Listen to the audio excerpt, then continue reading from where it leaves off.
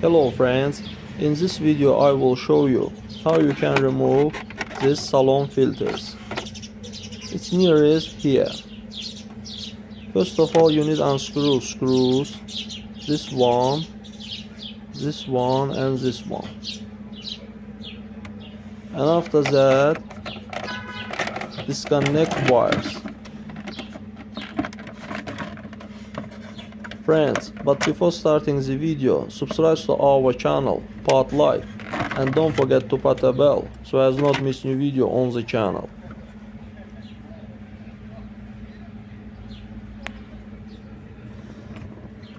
We need to remove this cover and change our filters.